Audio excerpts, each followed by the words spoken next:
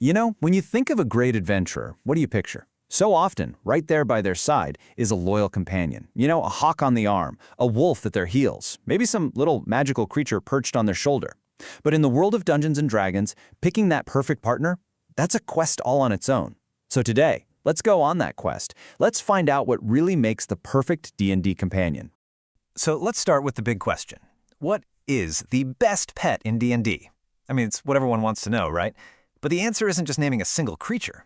The truth is, best means something totally different to every single player, because it's not about finding the one strongest beast in the book. See, it all boils down to this. What do you actually want your companion to do? Are you looking for a little powerhouse that just deals out damage in a fight? Or maybe you need a stealthy scout, something that gives you a massive tactical advantage. Or are you just looking for a partner that becomes a huge part of your character's story?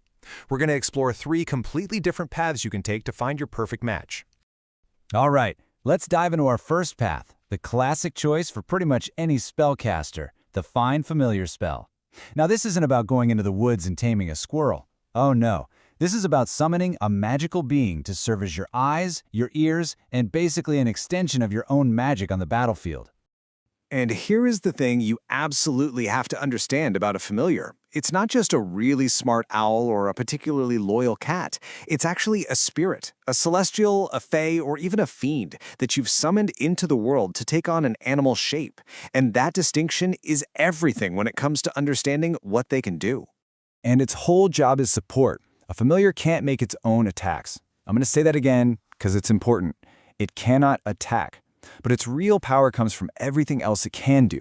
It can scout ahead, it can use the help action to give your friends advantage, and probably the most famous use, it can deliver your touch range spells. Just imagine casting Shocking Grasp from 60 feet away through your owl. That's the kind of game-changing power we're talking about. So, since familiars can't really attack, their value isn't measured in claws or fangs. Nope. The best ones are picked for the incredible, unique strategic advantages they bring to the table. So let's look at the 2 that pretty much always top the list. First up, the owl. This one is probably the most popular familiar, and for one huge reason: flyby. It means it can swoop in, deliver that spell for you, and then fly away without ever provoking an attack of opportunity. It's basically a perfect little magical drone strike. Then you've got the bat. Its 60-foot blind sight is an absolute game changer for finding enemies that are invisible or hiding in magical darkness. But what if you don't want a little magical helper? What if you want a real, honest-to-goodness combat partner? Well, then path number 2 is where you want to look. We're talking about class-specific companions, beasts that are going to fight right there beside you. And the most famous example is, of course, the Beastmaster Ranger's animal companion. Now, we got to be honest here. For years, playing a Beastmaster was, well, it was kind of rough. The companion was central to the fantasy, but the rules were just clunky. You had to use your entire action just to tell your pet to attack, which usually felt like a total waste of your turn. A lot of players were pretty frustrated. But thankfully, Tasha's Cauldron of Everything came to the rescue. The new Primal Companion option completely changed the game. Now, commanding your companion only costs a bonus action, and that is a huge deal. It frees up your main action so you can attack and your companion can attack all in the same turn. You finally feel like a real team. Okay, so with these awesome new rules, if your goal is just pure raw damage, if you want your animal friend to be a serious threat on the battlefield, there is one choice that just rises head and shoulders above the rest. Meet the king, the giant poisonous snake. Seriously, with its mix of piercing damage and some seriously potent poison, it can pump out an average of 16 damage with a single good hit. Throw in its 10-foot reach, and you've got the undisputed champion for any combat-focused ranger. It hits like a truck, and it does it from a safe distance. Okay, but what if you don't want a magical spirit, and you don't really want a pure combat beast? What if the creature that speaks to your heart is, well, a goat? Or maybe that one goblin you decided to spare?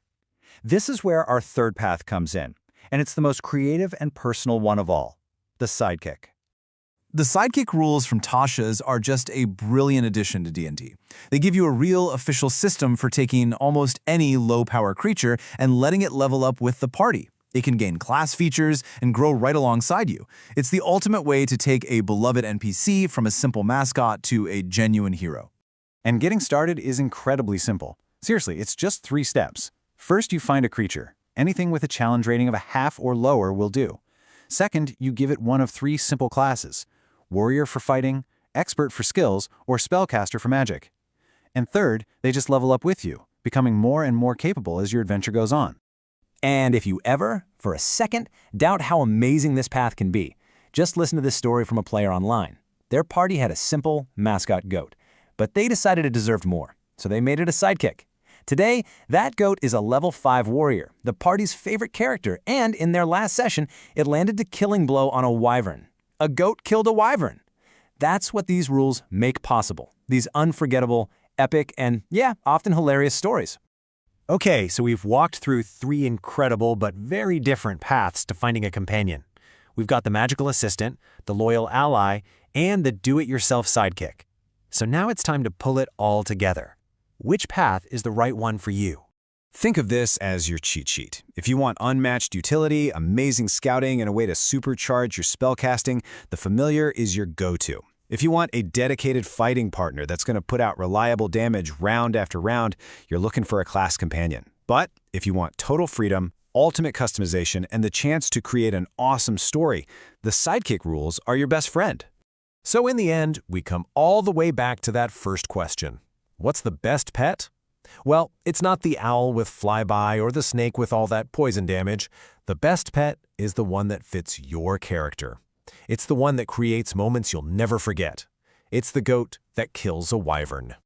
So, as you're thinking about your next character, or maybe even your current one, just ask yourself this. When you charge into that next big battle, when you're exploring those ancient ruins, when you finally stand up against the big bad guy, who do you want by your side? Your adventure is waiting. The choice is yours.